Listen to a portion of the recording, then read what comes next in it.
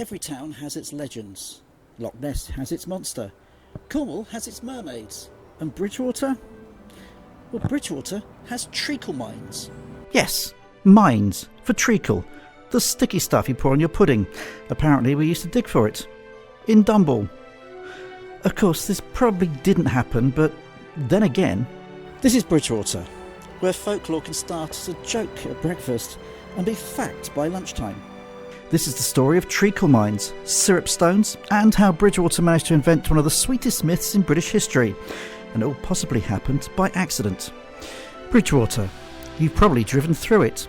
Most people only know Bridgewater as that place you pass through on the way to somewhere betterer. But stop and see for yourself, and you'll find a town bursting with hidden gems.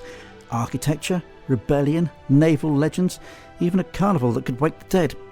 It's a town of firsts and lasts and things we're still not sure ever existed, like the historic treacle mines at Dumble. Welcome to Bridgewater, but don't tell too many people about it, because the roads are busy enough already. In Bridgewater, if someone said, "Do you work down the Dunball treacle mines?" they weren't checking your CV. They were politely suggesting you were a bit... simple. It's the West Country equivalent of saying, "Were you born yesterday?" But stickier and slightly sweeter. The phrase was part of local humour. The idea that somewhere just outside town there was a whole industrial complex extracting treacle from underground. Carts, Snow White and Seven Dwarfs, helmets. Pickaxes, and possibly a union that went on strike when Maggie Thatcher was in power. And for years people ran with it. There were stories about accidents in the shaft, donkey strikes, and a mine that apparently closed in the 1920s when the last veins of treacle dried up. It sounds ridiculous, but Bridgewater isn't the only town with a treacle mine legend. There are others in Yorkshire, elsewhere in Somerset, and some say even in the Midlands. But we don't care about them. We care about Dumble. That's where things get real. Because the joke might, in all honesty, just have a little bit of truth about it. And it may have been based on something real. Turns out Dumble didn't have a treacle mine, but it did have a salt works, and a very peculiar one at that. The Dunball Salt Company, a company with a highly original name, operated into the 1920s. They used a method where water was forced down deep shafts, dissolved the underground salt deposits, and was then pumped back up to the surface, now full of dissolved salt, minerals, and a hearty helping of West Country muck. The resulting brine was brown, not golden brown, not just a bit murky brown, but treacle brown. Locals say it looked exactly like syrup, thick, dark, and entirely unappetising unless you were making the world's saltiest dessert. And from there, it's easy to imagine how the legend took off. One person sees it, another cracks a joke, someone else adds a backstory, and before you know it, as someone's granddad is claiming to have worked double shifts down in treacle tunnels in 1913. Fast forward a century, and Bridgewater has its own underground mythology. Half joke, half heritage, and an insult to be thrown around at carnival planning meetings. To get to the bottom of Bridgewater's treacle mining industry, or elaborate town-wide prank, I met with local expert Mark Painter, a man who once appeared in an April Fool's news report, claiming the mines were about to reopen. So, Mark. Yes. Treacle mines. Yes. What exactly were they mining? Treacle. Right. And just to be clear, treacle is that stuff that you pour onto a sponge pudding. It's not like a rare mineral or something like that, is it? It's very sticky. Mm-hmm. It's very traditional. Well, here in Bridgewater, at least. It's treacle. So, your great-grandfather, he worked in the mines? He did, yeah, he did the night shifts, obviously using glowworms as lighting.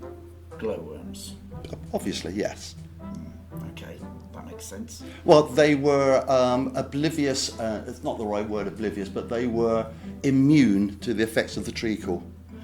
Yeah, I suppose it makes sense if you don't think about it too much. Back in 2016, you helped orchestrate a fake report claiming that the mines would be reopening, creating up to 40 jobs in the treacle sector. Did anyone actually believe it? Well, 4 people actually applied. 2 of them brought their own shovels. Well, sleepy and grumpy. Yeah. So, is it fair to say then, fact or fiction, that Bridgewater's treacle mines are part of its cultural DNA? Well, I think so. Like squibbing, or maybe arguing over which direction and where Admiral Blake is really pointing. Treacle, history's most misunderstood condiment. Treacle's not the only sweet substance caught up in Bridgewater's unofficial geology. There's also the maple syrup stone. Now, just to be clear, this is not a stone made of syrup. That would just melt every time it rained, and let's face it, it rains a lot round here. Instead, it's a mysterious object that, allegedly, smells like syrup. Sometimes, when it feels like it. Usually about 3:15 on a Tuesday. Stories of the syrup stone usually involve somebody wandering the Quantocks or nearby fields, picking up an unremarkable rock and saying, "Hang on, is that pancakes?" Some say it's just the power of suggestion. Others claim the stone really does emit a syrupy scent. No one's done a formal chemical analysis, but this is Bridgewater. If something smells funny, we tend to keep it and name a legend after it, especially if it's eggy and smells like cellophane. To date, the stone hasn't been officially located, but its legend lives on, often alongside the Treacle mines and in the same pub conversations as back when Admiral Blake was alive, and they don't do squibbing like they used to.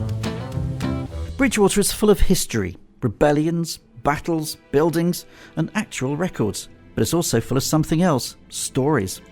Silly ones, sticky ones, stories that might have started as a joke, but stuck around long enough to feel true. Treacle mines, syrup stones, imaginary jobs in Dumble's deepest shafts, all part of a local myth-making tradition that says, if it sounds just believable enough, tell it again next time you're down the pub. We may never prove the Treacle mines existed, but then again, we've never disproved them either. Which in Bridgewater is good enough.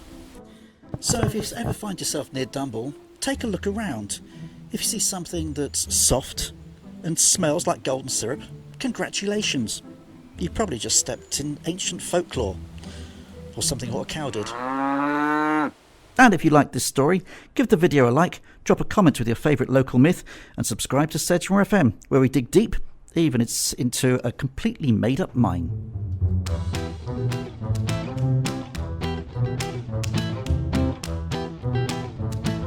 Can I go now?